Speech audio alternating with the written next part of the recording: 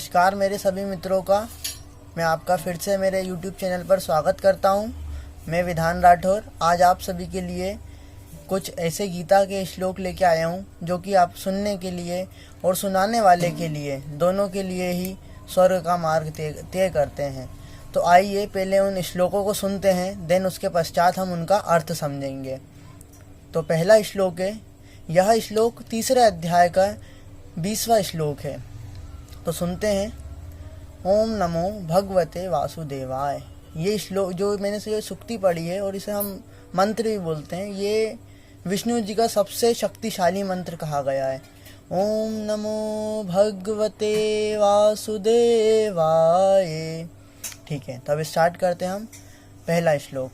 न जायते म्रियते वा कदाचिम नायं भूत्वा भवितवान् भूय अजो नित्य शाश्वतो अयं पुराणो न हन्यते हन्यमाने शरीरे वेदा विनाशिनं नित्यं याएनम् अजमव्ययम् कथम सह पुरुषः पार्थकं दाद्यति हन्तिकम् वसांसि जीर्णानि यथा विहाय नवानि गृह्णाति नरोपराणि तथा शरीराणि विहाय जीर्णान्यानि संयाति नवानि देहि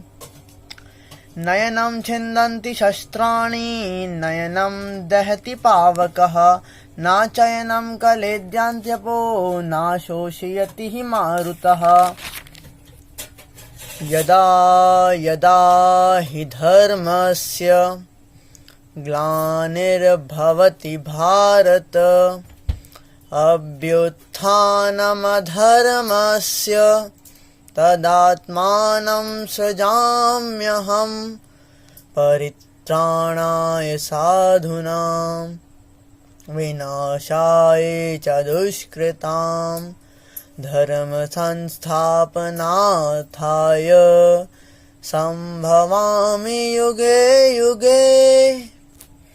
ठीक है, तो अब हम स्टार्ट करते हैं इनके अर्थ को समझना स्टार्टिंग से ही। पहला श्लोक हमने देखा, ना जायते म्रियते वाम कदाचिम नायं भूत्वा भवितवान् भूय अजो नित्य शाश्वतो अयं पुराणो न हन्यते हन्यमाने शरीरे। इसमें आत्मा के ना मरने का और ना जन्म लेने का कथन कहा गया है। इसका श्लोक का हम पहले अर्थ पढ़ते हैं, देन थोड़ी सी अतिरिक्त बात इसकी जानेंगे। यह आत्मा ना तो किसी काल में जन्मता है, अर्थात ना जन्म लेता है और ना ही मरता है, तथा ना यह उत्पन्न होता है और ना ये नष्ट होता है, क्योंकि यह अजन्मा है, नित्य है, सनातन है और पुरातन है। शरीर के मारे जाने पर भी यह नहीं मारा जाता। इस श्लोक में आत्मा की कुछ विशेषताएं बताई गई हैं, जिसमें कहा गया है कि आत्मा को ना तो हम मार सकते हैं ना वो जन्मता है, क्योंकि वो अजन्मा है।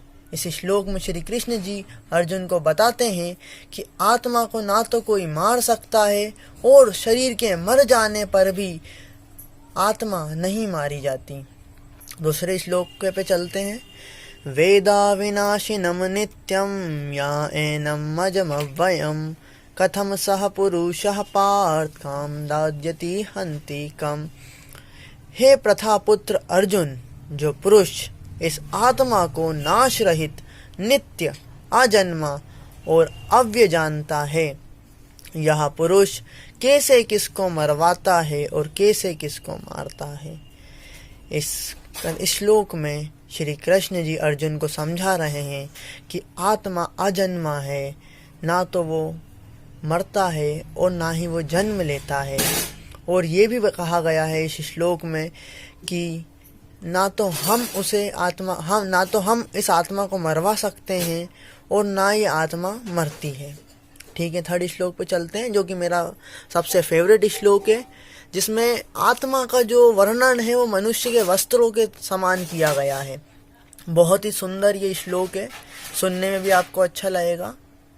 वसांसि जीर्णानि यथा विहाय नवानि गृह्णाति नरोपराणि तथा शरीराणि विहाय जीर्णा न्यान्यानि संयाति नवानि देहि। ये बहुत ही प्यारा श्लोक है। इसमें वस्त्र को, मनुष्य के वस्त्रों की तुलना आत्मा से की गई है और आत्मा को समझाया गया है किस प्रकार हम आत्मा शरीर को पुराने वस्त्रों की तरह त्याग देता है। इसमें मनुष्य की तुलना वस्त्रों से की गई है। तो जानते हैं इसका अर्थ। जिस प्रकार मनुष्य पुराने वस्त्रों को त्याग कर दूसरे नए वस्त्रों को ग्रहण करता है, वैसे ही जीवात्मा पुराने शरीर को त्याग कर नए शरीरों को प्राप्त करती है या उसे स्वीकार करती है। तो बहुत ही प्यारा श्लोक था ये। नेक्स्ट श्लोक में चलते हैं हम। नयनम छिन्दन्ति शस्त्राणि नयनम दहति पावकः नाचयनम कलेद्यांत्यपो न शोषयति हि मारुतः। इसमें आत्मा के कई प्रकार से उसे मारने की कोशिश करने पर भी वो नहीं मारा जाता, यह बताया गया है। तो देखते हैं इसका अर्थ। इस आत्मा को शस्त्र नहीं काट सकता, इसको आग जला नहीं सकती, इसको जल गला नहीं सकता और वायु सुखा नहीं सकती। इस श्लोक में यह कहा गया है कि आत्मा को कोई भी नष्ट नहीं कर सकता। आत्मा अजन्मी है और नित्य है। बढ़ते हैं हमारे दूसरे श्लोक की ओर, जो कि सबसे प्रचलित श्लोक है। यदा यदा हि धर्मस्य ग्लानिर्भवति भारत अभ्युत्थानमधर्मस्य तदात्मानं सृजाम्यहं परित्राणाय साधूनां विनाशाय च दुष्कृतां धर्म संस्थापनार्थाय संभवामि युगे युगे। तो इस दोनों श्लोकों में श्री भगवान के अवतार लेने के समय और कारण का कथन कहा गया है। इसमें श्री कृष्ण जी भगवान अर्जुन को समझाते हैं कि हे भारत, हे भारत, यहाँ पे भारत अर्जुन को कहा गया है, हे भारत, जब जब धर्म की हानि और अधर्म की वृद्धि होती है तब तब ही मैं अपने रूप को रचता हूँ, अर्थात साकार रूप से लोगों के सन्मुख प्रकट होता हूँ। इसमें उन्होंने कहा गया है कि जब जब धर्म की हानि होगी, जब जब अधर्म बढ़ेगा, तब तब मैं अपना रूप धरती पर प्रकट करूँगा और उस दुख से निवारण करूँगा। लास्ट श्लोक हमारा जो कि क्या है, उसमें भगवान के कारण का कथन कहा गया है। साधु पुरुषों का उद्धार करने के लिए, पाप कर्म करने वालों का विनाश करने के लिए, धर्म की इच्छा से स्थापना कर, धर्म की अच्छी तरह से स्थापना करने के लिए युग युग में प्रकट हुआ करता हूँ। यहाँ पे उन्होंने ये भी तक कहा है कि जब जब साधुओं पुरुषों का उद्धार करना होगा, जब जब पाप कर्म करने वालों का विनाश करना होगा, तब तब श्री कृष्ण श्री विष्णु जी धरती पर अवतार लेंगे।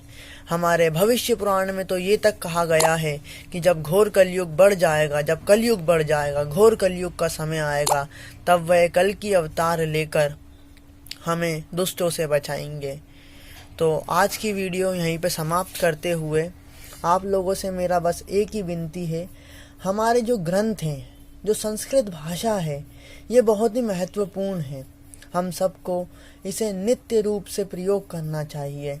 यह हमारी प्राचीनतम भाषा है, साथ ही यह विश्व प्रचलित भी है। जितना इसका प्रयोग हम नहीं करते हैं, उससे ज़्यादा आजकल विदेशी इसका प्रयोग कर रहे हैं, क्योंकि संस्कृत भाषा में कई ऐसे ग्रंथ हैं जिसमें सारी तकनीकी और सारी विज्ञान और तंत्र कलाएं दी गई हैं। हमारे चारों वेद में पूरी विज्ञान तथा पूरा ज्ञान भरा हुआ है, परंतु आज का मनुष्य अपने खुद के घर में मतलब जो बुक्स हैं, जो किताब हैं, उन्हें छोड़कर बाहर पढ़ने जाता है।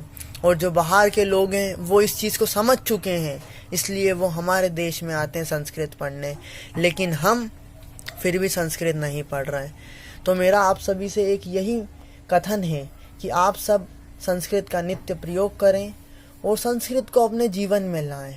अगर आपको ये वीडियो अच्छी लगी हो तो इसे लाइक करें और हमारे चैनल पर बने रहने के लिए इसे सब्सक्राइब करें।